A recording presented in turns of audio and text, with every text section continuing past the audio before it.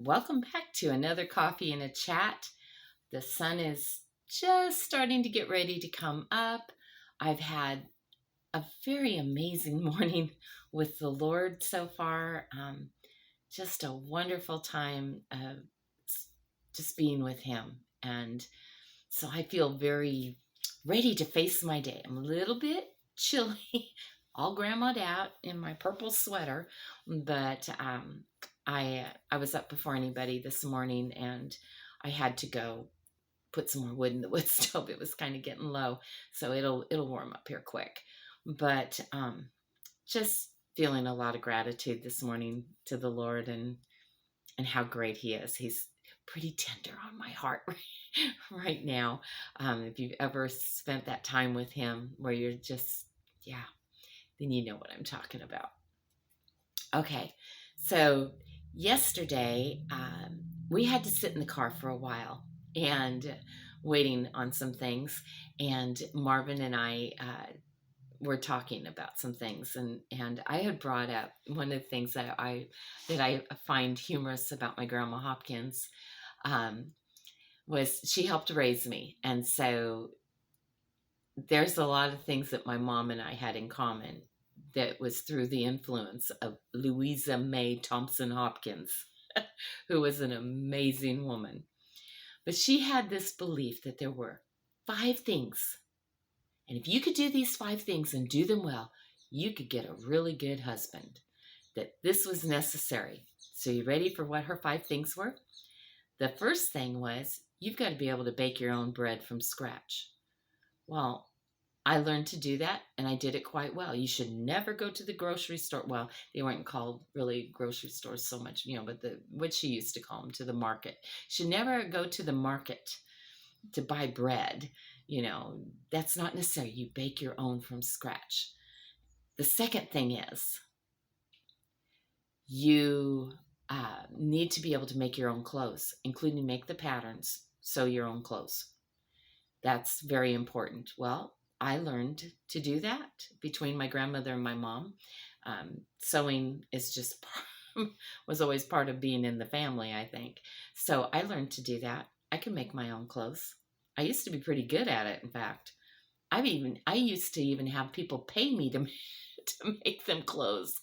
But I don't, well, and my sewing machine just got broken. So yeah, I'm a little handicapped in that area right now, but I can do things by hand. So I'm going to be persistent, but I don't think my skills are quite as good as they once were.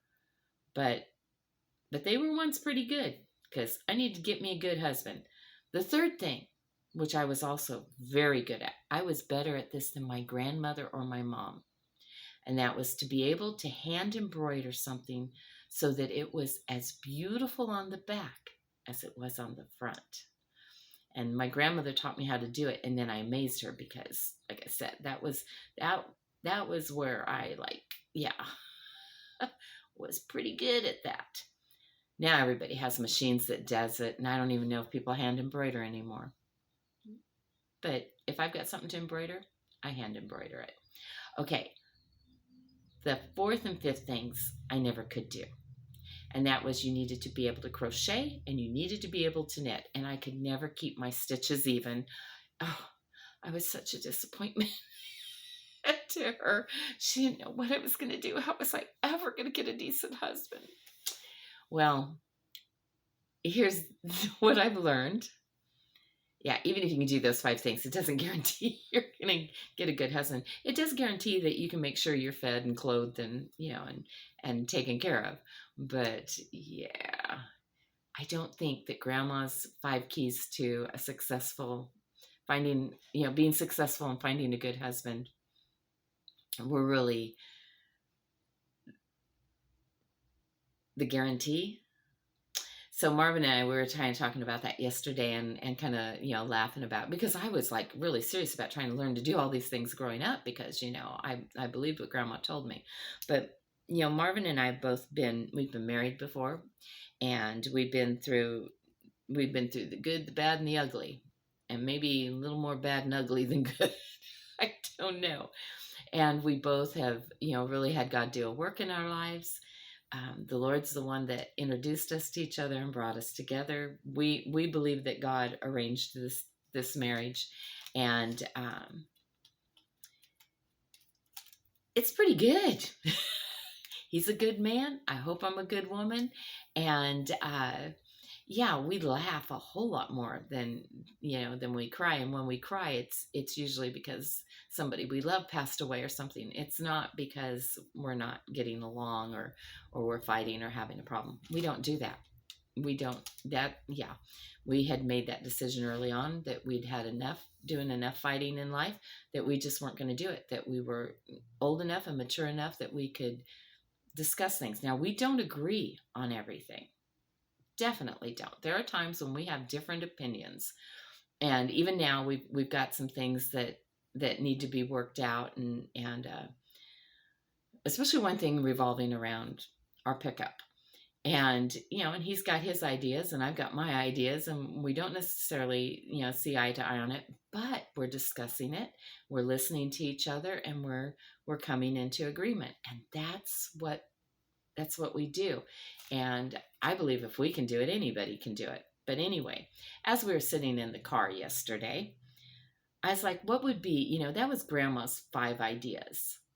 What would be ours if we were going to say, here's 5 things that will help you find a quality spouse, and have a successful marriage?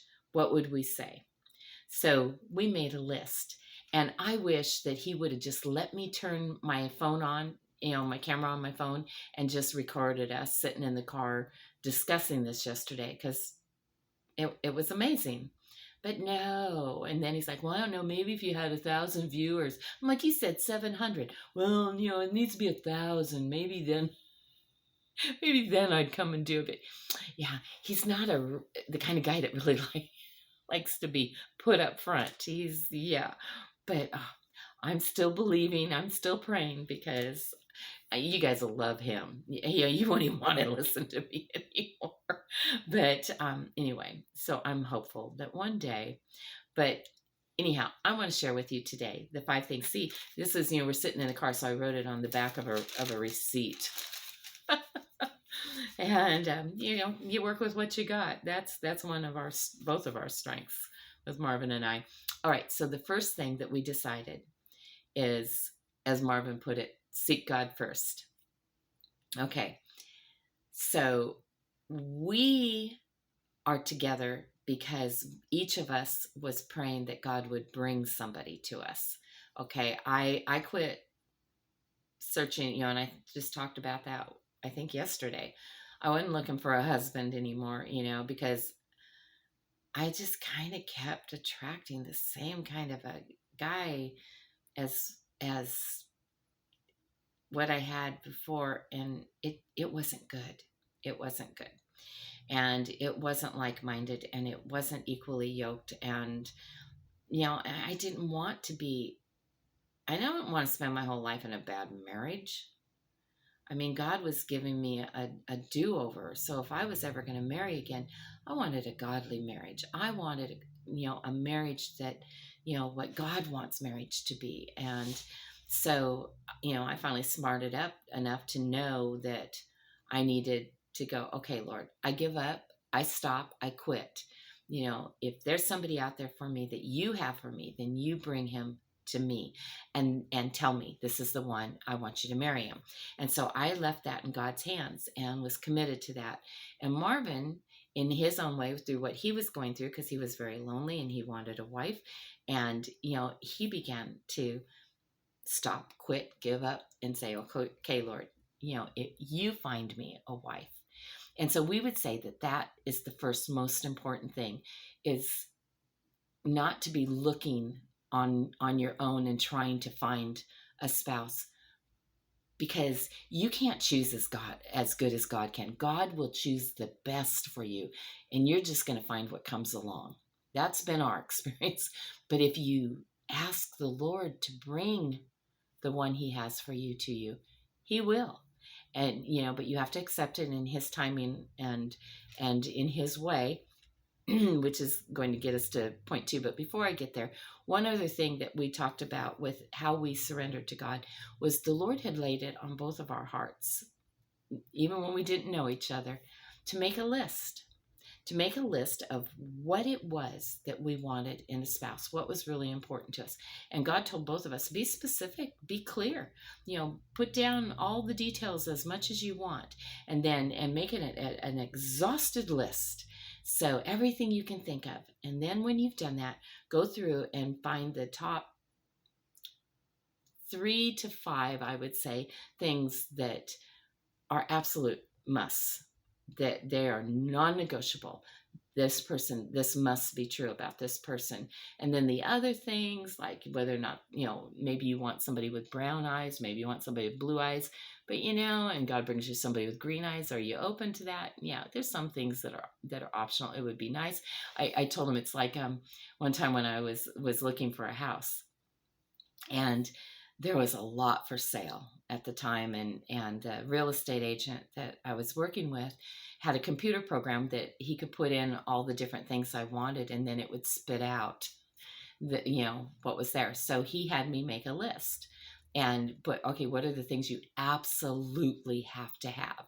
Well, there were certain things like it absolutely couldn't be over a certain price, not even 1 penny over, and it had to have a certain amount of minimum of bedrooms or bathrooms or, whatever. There were some things that were absolutely must-haves. And so he fed those into the computer. And then what were the things that I would like to have? Like, well, it doesn't have to have a fireplace, but it would be nice to have a fireplace. It maybe didn't have to have a dishwasher, but it would be nice to have, whatever. And so then he could feed those in, and then it would categorize them so that everything he showed me was in the right price range, and it had the must-haves, and then the different ones that had the different options, and the ones that had most of my options were the first ones I would come to and work my way down. And so it made it much easier to find a house. Well, it's kind of like you make a list like that with God. And for Marvin and I, our top 2 things were exactly the same, and those were absolutes. And that's number 1, they've got to love God more than anything, and number 2, love me second to God, and not somebody or something else over me. The only thing that Marvin, that I want him to love more than me is God, and he has to love God more than me. And he'll say the same thing about me, that he wants, the only thing that he wants me to love more than him would be God, and I absolutely must love God more than him, and that's a given. And so there were, so we went through our list, and it's funny if we ever get to sit and share a story together with you, because there's some funny things about what God did with what we had on our list, but how he really did give us both our heart's desire. And that's going to bring me to number 2. And that's, you better get out of your box of comfort. And, and I said, just because we've got this comfortable box that we're comfortable in doesn't mean we always like it. I've been abused since I was a little kid. And so I think abusive people felt normal to me. When somebody wanted to use me or hurt me or whatever, that felt normal. Didn't feel good, but it felt normal. So I was comfortable in that because I understood it, if that makes any sense. And I had to get out of that box and stop just looking at, okay, this is what it's got to be. Because until I opened myself up enough to get out of that box, God couldn't bring somebody to me who wasn't going to be abusive of me. And I will tell you, that was probably the biggest adjustment I had to make when Marvin and I got married, was learning how to be with somebody who was kind and respectful and honoring of me, who treasured me, who loved me, who wasn't going to fly into a rage in any given moment with my head spinning, going, what just happened here? Who wasn't going to try to manipulate me and control me. And it was very, very odd, but I had to get out of my box and get comfortable with that. Marvin had a few things in his box that he had to get out of the box so that he could let those things go, and let God bring his best to us, not what we were, used to, but what is really your best for me. So get out of your box. Don't stay within the limits of those sides there, but get out and open things up, and let God bring his best to you. Then the third thing is, when God brings that person to you, don't try to change them. Okay? He's bringing you the absolute best. Don't try to change them. And we have this way of wanting to change each other, but we need to take that person as is. That means they're going to have a past, and maybe they have relationships or children from their past. That's part of who they are, and you have to accept it.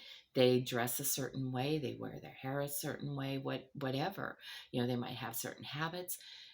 You don't change them. One of the things that has broke my heart over the years is I've known some interesting men who have been friends, and one, so I won't say names, and I mean, what are the odds that anybody would, but because I don't want to make anybody feel bad, but okay, one, and it usually had to do with how they dressed. One guy, he never wore sleeves. He cut his sleeves out of everything. Okay, great guy. But then women wanted to, it's time to be a big boy now, and we're going to wear shirts with sleeves, right? And that used to just drive me nuts. Like, why?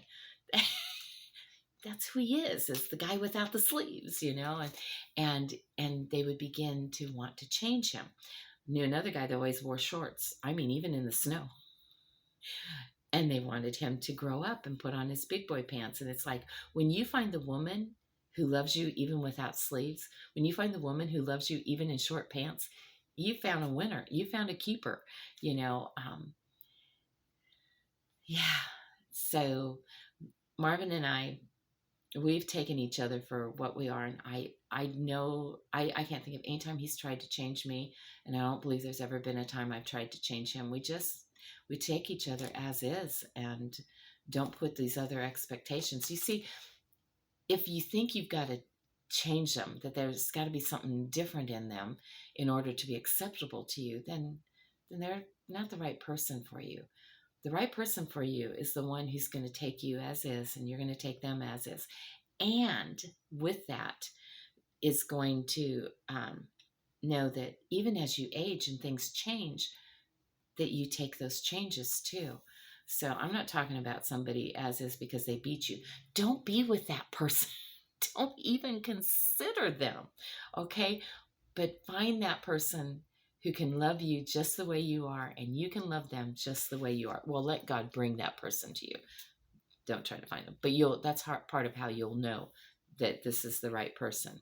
Then the fourth thing we had on our list is that when you come to that point where you go, okay, I see it, that this is the person God's brought to me, then when you accept that, you're receiving them as your choice. It's not just, that, well, God did this, or, somebody else introduced us. You can't blame anybody else when it's getting rough, but you take that as your choice, that, okay, Lord. And I did with Marvin. One of the things that was funny to me that I think I might have shared this before, and I'm going to share it again. I'm disclosing a little something because I don't know how long it's going to take to get Marvin to come in here so we can share our story. But I didn't want, on my list, I didn't want a guy that was going to be shorter than me.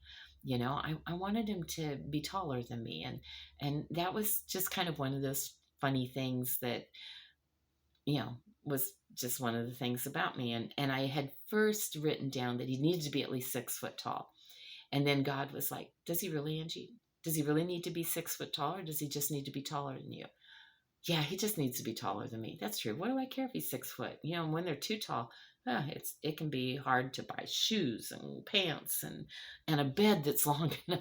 And make sure the ceiling's high enough. There can be some problems with that. Yeah, it's important to me that he be taller than me. Yeah, but it was on the negotiable, and it wasn't a deal breaker. But anyway, so I had that on the list. Well, Marvin and I, had not met in person yet. We had talked on Skype, and we did not meet over the internet. I always want to clarify that. That is not how we met, had nothing to do with it. But we were able to see each other face to face on the internet.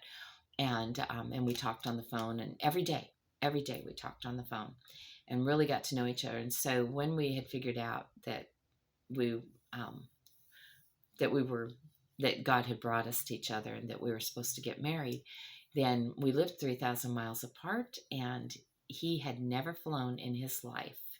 He was, 56 years old, I think, never flown before. And he'd had plenty of people try to get him to fly. But no, he would not get, he was one of those, if God wanted me to fly, he'd give me wings. Nobody could ever get him on a plane, but yet and so I was like, well, I'll come out there. He's like, no, that's not proper. I need to come claim my bride. So he got on a plane by himself, and he flew 3,000 miles to come see me. Now, we'd never seen each other in person. And, and when you see somebody's face, like, how tall am I? Do you know how tall I am? How much do I weigh? You can only see so much. And even that, I mean, this could be a miniature bookshelf. You don't know. I could be just this big. And you could put me in your pocket and carry me around. You don't know. I loved Marvin so much that I was standing there talking to the Lord when I was waiting for, the plane had landed, and I was waiting for them to open the gate and start letting people off. And looking to see if I was going to recognize him and everything. And I had said, Lord, I know that, in the beginning I was like, oh, he's got to be taller than me. But you know what, God, I love this man so much that if he's only 2 foot tall, I still love him and I still want to marry him. But I was kind of happy when that he was just a little bit taller than me. And honestly, now I don't even worry about it, think about it. And sometimes if I stand up really straight, I might look taller than him. I don't know. We're pretty close at the same height. But anyway, things that really mattered before, they didn't. So Marvin I had taken him as my choice now, that even if he was only 2 foot tall, Lord, I receive this gift that you've given me. So that would be number 4. And that is submitting to God's choice by accepting him as your choice. And then the 5th point that we put down is that you need to sit down before you even get married or any of that, and you need to talk and lay all your cards on the table of what you bring. Now, there's no way you can tell somebody else everything. You're going to spend the rest of your life learning everything about each other, and there will be stories that you hadn't told. There will be somebody you dated that you forgot to mention, or whatever. I mean, that kind of stuff happens, and especially if you're Marvin. But but there's important things like one of the things we talked about is what debt we brought. Were you bringing debt into the relationship? Were you bringing money into the relationship? And that we would share that. We don't have separate bank accounts. I know a lot of people do that, especially when it's the second or more marriage. Marvin and I don't. We are partners all the way. What's mine is his, what's his is mine. And we have opened up completely to each other and share it all. And that makes for in my experience, that makes for a really good marriage. And not having separate things, because that's almost like the feeling that in case it doesn't work out, or we don't need to make decisions together. I have my money, you have yours, and I'll do what I want and you do what you want, and it just kind of takes away from the intimacy and partnership. So putting it all on the table, I had a lot of trauma in my life, and there were things I needed to say. Look, these kinds of things will freak me out. And I won't deal well. God's still working on those things in me. And, and he had, brokenness in him that is like, well, I've got some things too, and here they are. And, and what was it that we really wanted out of life? And we had a lot of agreements. I told you when I married my first husband, I didn't know him very long. I mean, he's the kind of guy who marries you really fast. And, after we were married. Then I found, see, I wanted 12 children. After we were married, I found out he didn't want any kids, and we weren't going to be having any. Well, God gave us 3 anyway. But he didn't want anything to do with that. And that's the kind of stuff you should know before you're getting married, because if you are God's choice for each other, then you will be able to come to a compromise or work through those things. Maybe a person can't have children. I mean, we were old when we got married, but if we'd been young, I mean, even if we'd gotten married when I was still childbearing age, I lost the ability to have children when I was pretty young. I mean, my son was a miracle. I wasn't supposed to even be able to have children then. So, I wasn't somebody that was going to be coming to the table going, okay, I can bear you a bunch of children. Can't bear you any children. And, like I said, though, we were old. So, that's not as big a surprise. But those are things that we need to talk about beforehand. How are we going to handle different things? How, what are we going to do and stuff? And so we made sure that, on the big important things, that there wasn't going to be any surprises. And we took a year of being engaged to do that. We gave ourselves some time to make sure that everything was covered. And I don't know that you necessarily have to do that, but for us, it was the right thing. So those are the 5 things that Marvin and I will tell you are the key, we believe, to successfully finding the right spouse and having a good marriage. You got to keep God number 1.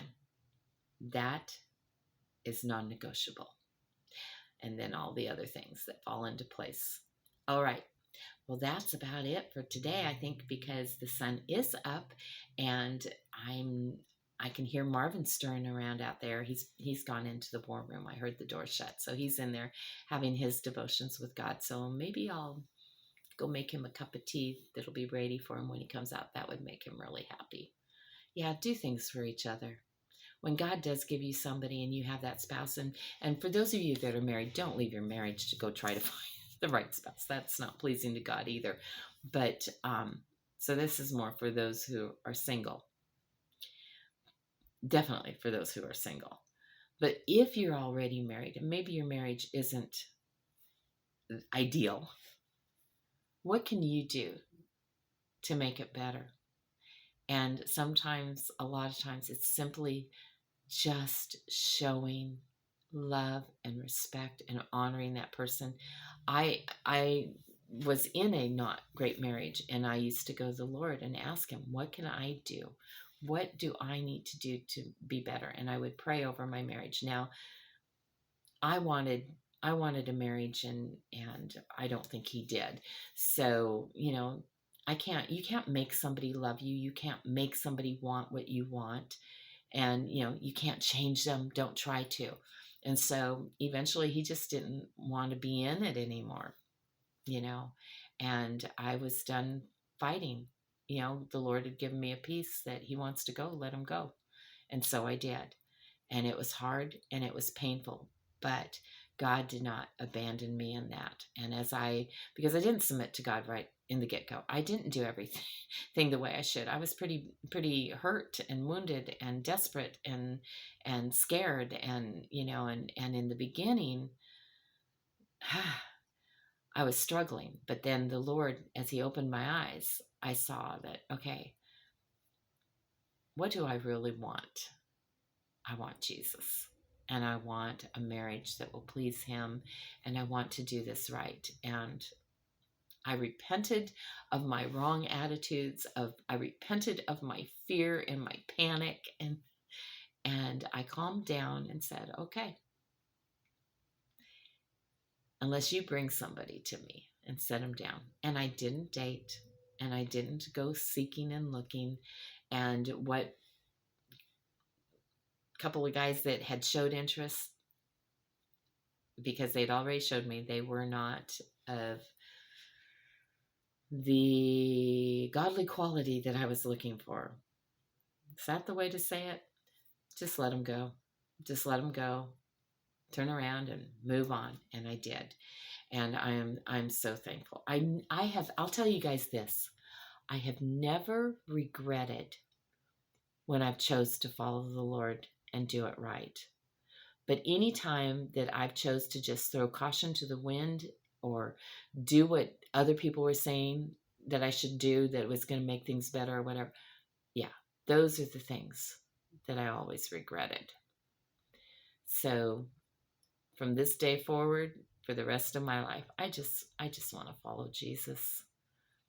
I know you guys have some great ideas out there and all, but if it doesn't line up with the Lord, I don't have room for it, because I have never, ever had regrets from following Jesus. But following my flesh, following the world, nothing but regrets. Okay, so with that, I'm going to say, I love you. You have an awesome day, and I'll talk to you tomorrow.